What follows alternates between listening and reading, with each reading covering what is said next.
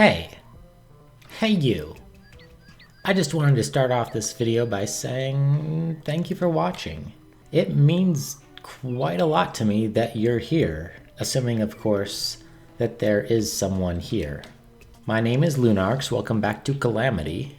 The other day, I decided on a whim to watch my first episode of this series, and I was reminded that the first episode of this series was my first ever Let's Play video on this channel. My first ever attempt at legitimate content about a video game that I would put forth into the world, and it wouldn't just be a comedic thing. And obviously it was extremely amateur. I had no idea what I was doing. I had never recorded a portion of gameplay before and then edited it in a way to produce a Let's Play. I had just previously made a very silly Minecraft video that essentially I made myself learn the ropes so that I could make that video, and then once I had those abilities, I thought, why not finally start a Let's Play? Since then, I have grown exponentially. I hit 12 subscribers, and then I dropped down to 11, and then I hit 12 again. And now, at the time of recording this, I have 13 subscribers, and I only know who 3 of them are. So that's pretty exciting. However, quite an unfortunate thing about myself and this channel that I'm creating is that unlike a lot of Let's Play channels, I cannot produce daily content, and I can only really produce weekly content because that is what I am physically and mentally capable of doing. However, I've found that between the 2 Let's Plays that I have begun at the point in time of me recording this, I have a lot more fun playing the other game, and it has gained a bit more of a following. I still don't really get that many views, but it gets more views than this series. What does that mean? Do I want to stop making this series? No. This was the first thing I started on this channel, the first real thing, and I'm having fun with it. I might not be having as much fun as with my other Let's Play, but I'm proud of this. I'm proud of the work that I put into it and how much I have grown just in the amount of time between when I started my first episode and now. I now know how to edit slightly more than I did back then. In my videos, if you watch through them, you can gradually tell when I grow from just knowing how to cut clips together, trim it down and move stuff around, to adding text, to adding music, to speeding up gameplay, to just recently I finally figured out how to zoom. That's really exciting. I'm still not a good editor at all because learning things is really difficult for me. And doing things is, well, I don't want to say harder, I do things more often than I learn things, I will say that. Anyway, I just wanted to come on here and talk about this a little bit because it's just been a thing that I've been thinking about a lot recently. And because it's easier and more fun and more rewarding in terms of viewers to work on my other series, I think I'm going to change my uploading schedule. Now, if you are watching this in the distant future, then this won't affect you at all, of course, but I still feel like it's a fair topic for this video. I think the video will still remain relatively timeless because I'm letting you know my train of thought at the time that I recorded. I think I am going to continue to upload weekly on Sundays, but the Sunday upload is going to consistently be my other Let's Play until I finish it. And in the meantime, I will continue to work on Calamity, and when I have episodes ready, I'll release them along the side. Maybe I'll pick a specific other day of the week, or maybe it will just be when I feel like it, when it's ready. I think this will help push me to be a tiny bit more productive, and goodness knows I need any way to be more productive. I would like to create content more, but alas, it's just not feasible. But I feel like if I shift my focus to make sure I get the other series out weekly, and this can be just ready when it's ready, then I might actually be able to make content faster, just not necessarily this series faster. All that to say, welcome. Welcome to my channel, welcome to this video, welcome to this Let's Play. I'm glad you're here. Today I plan to go to the Brimstone Crag along with a Dradon lab that I found in the underworld. On top of that, in the interim, I was playing without recording and I accidentally summoned a random mini-boss while I was underground. Now, I didn't capture the summon, but I immediately paused the game and started recording, and I recorded this little bit.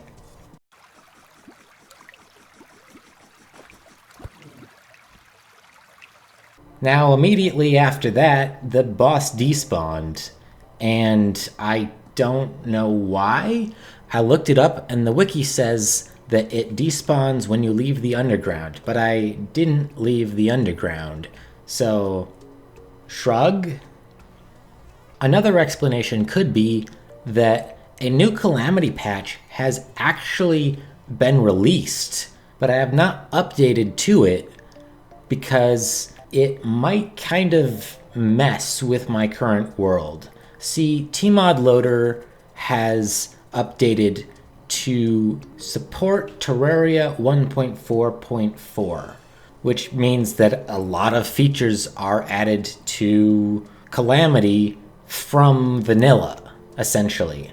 However, I've heard through Reddit that apparently it's a little buggy at this time, and also you don't really know how that kind of major update is going to affect an ongoing world.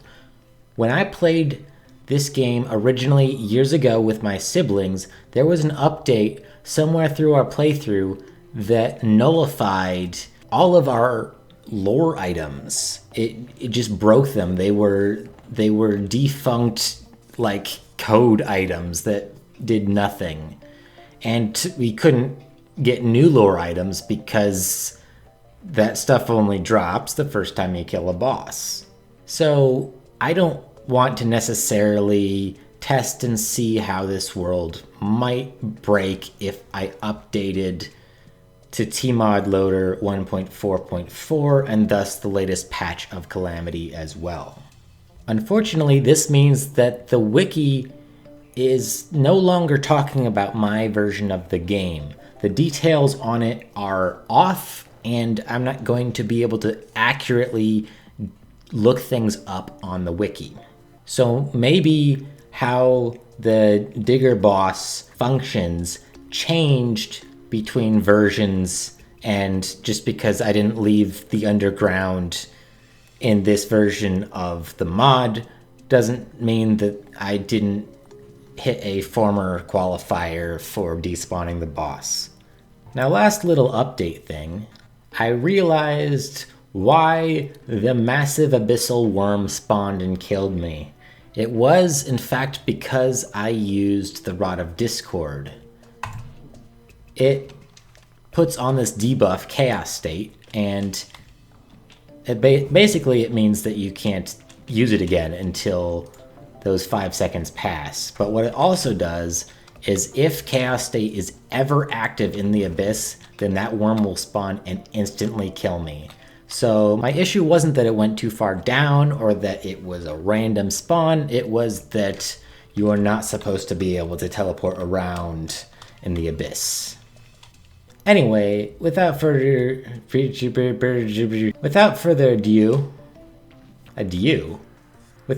ado, let's head to the underworld. Okay, so I just spent some time in the abyss. I went a little further down than I had before, and I killed a weird wormy thing. It wasn't a worm. It was a thing. We'll see them again later. And it dropped this. It was called an Eidolon, and it dropped an Eidolon tablet, which summons the lunatic cultist. I haven't even killed the golem. Can I use it? I'm not going to. Can I? Huh? Anyway, let's go.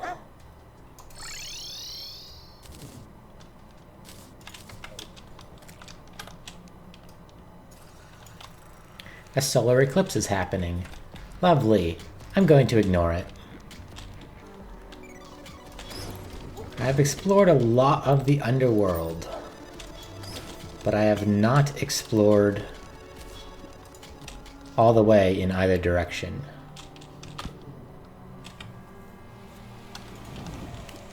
I was going to say that Calamity hasn't really added much to the underworld, but that is categorically incorrect.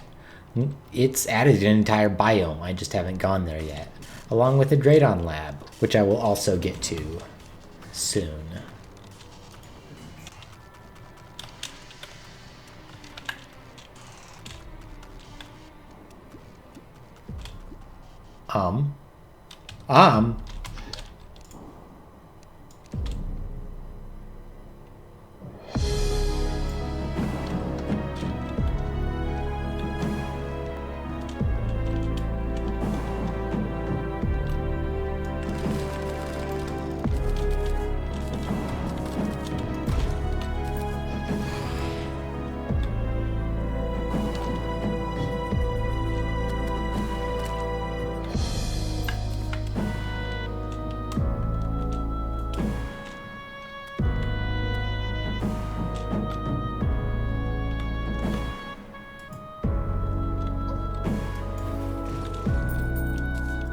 This is so much more than I remembered.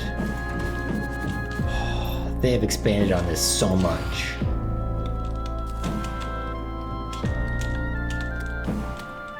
How far does it extend? To the edge of the world?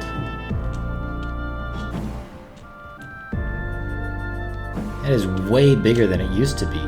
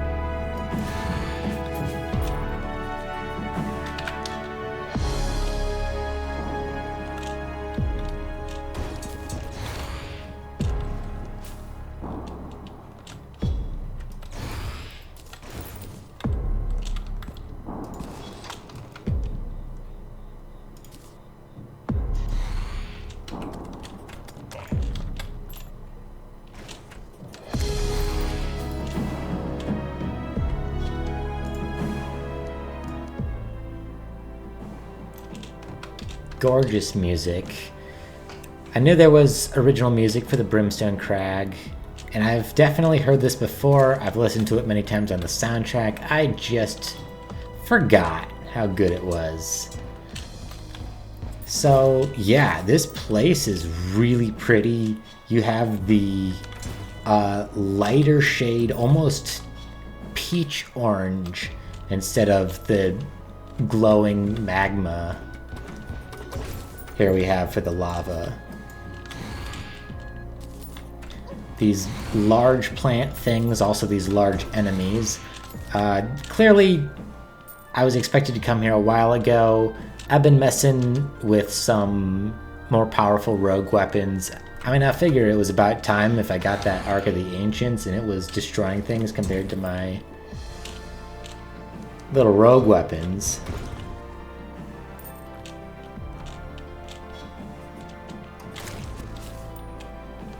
Now there is, in fact, a boss here. You can chop down these... They're like trees, but they're completely bone. These are just... These are just sconces. Basin, which is basically a brazier. Or as I used to accidentally say, brazier. Is that a chest? That's exciting. Blade Crest Oath Sword.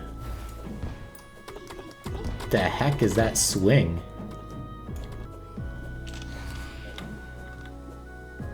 That's kind of funny. Demonic Bone Ash. Coastal Demon Fish. Interesting. I'll take that ashen chest. That's cool looking. This lava deals rapid damage even if you have temporary immunity to lava. That is interesting. I'm sure this has interesting things to fish.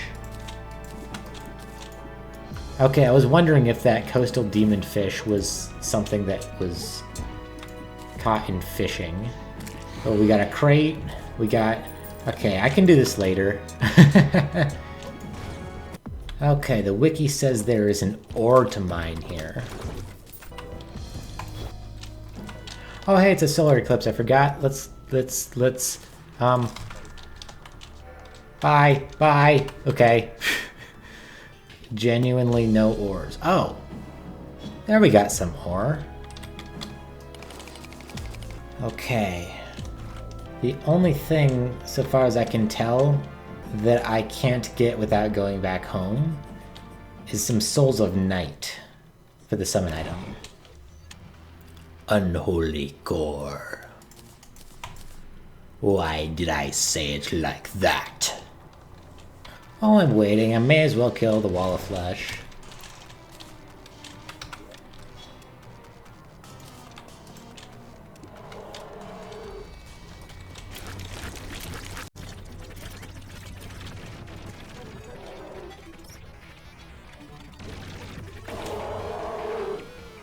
Yeah, so it died. And what do you know? It's nighttime. Okay, dropped a bunch of stuff off and grabbed me some Souls of Night. Where's the guy? Oh, he's dead. That's where the guide is. Can't ask the guide what's wrong because he's dead. Charred Idol, use at your own risk. Summons the Brimstone Elemental when used in the Brimstone Crag.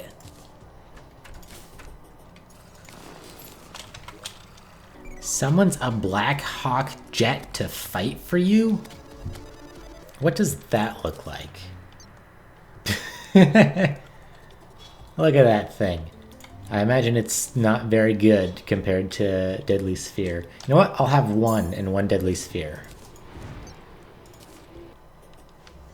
It's interesting. In order to get a quick teleport to the Brimstone Crag with a pylon, I'm probably going to have to build a house down here, which is kind of funny because you don't actually need NPCs nearby to use the Brimstone Crag pylon. So, like, I'm going to build a house. I need to make someone happy enough to sell it. And then I'll just destroy the house, I guess. Anyway, let's fight this thing.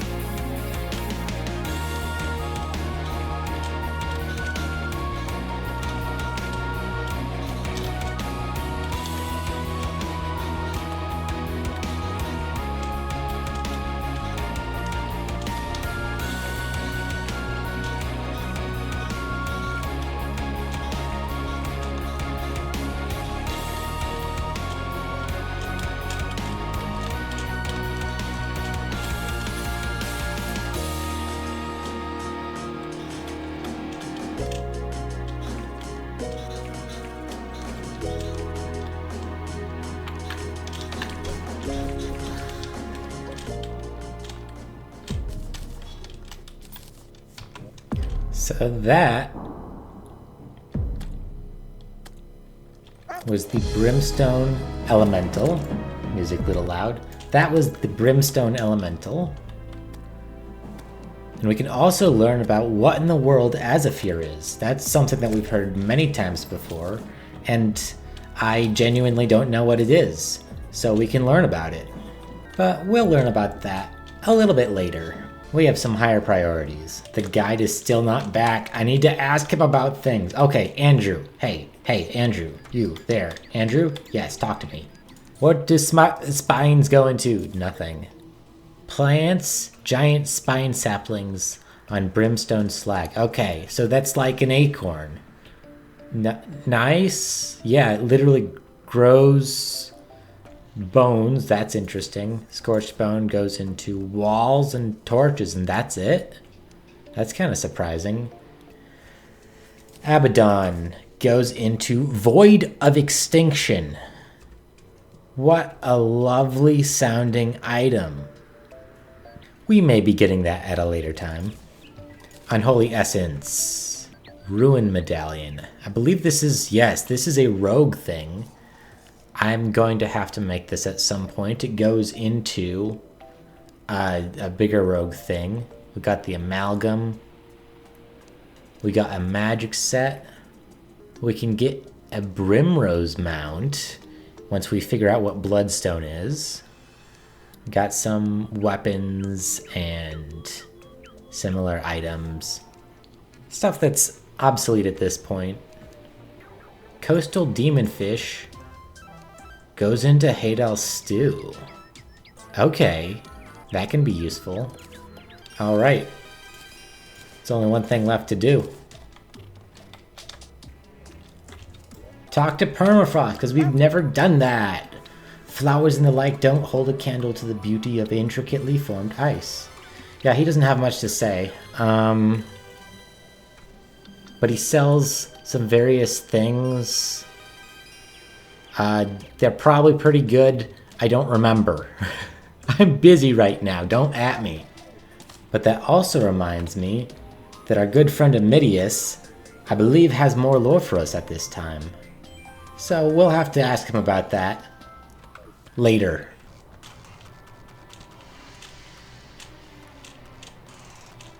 At the near opposite side of the world, look what we have here.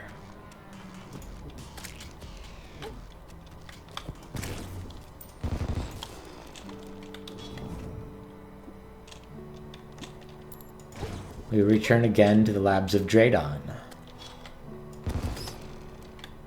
Hey buddy, how you doing? Apparent danger while researching serves only to enhance the research experience. I feel like you've told me that before. Ooh.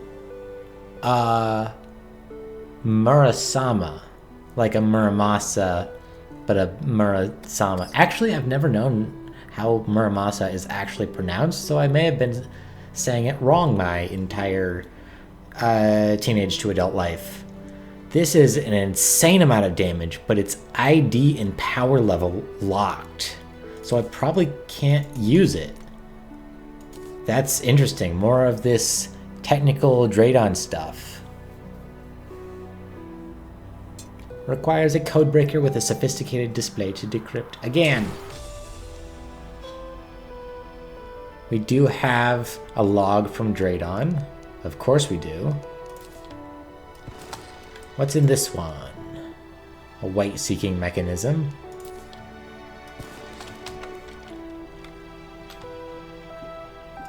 These things do things.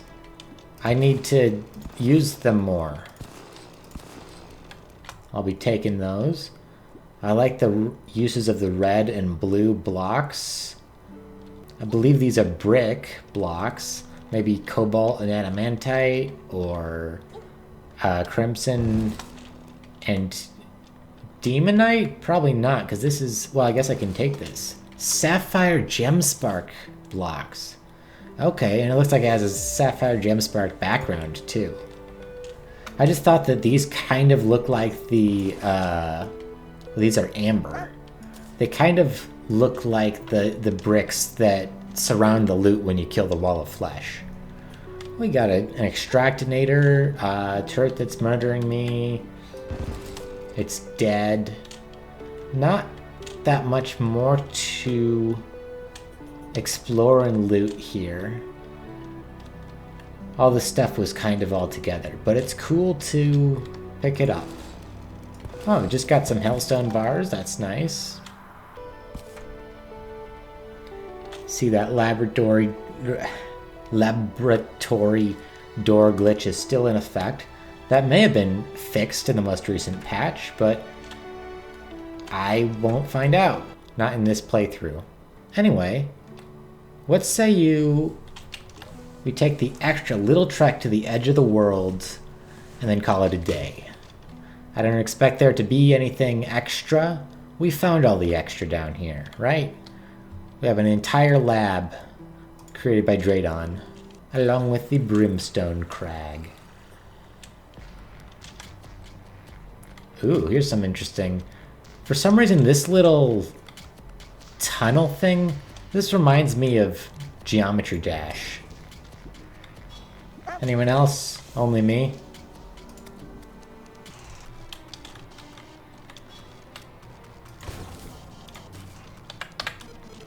Here we have the edge of the world. This would be the perfect place to pose with my Umbra armor for a thumbnail, but alas, I have something else in mind. Anyway, I picked up a decent bit of lore today.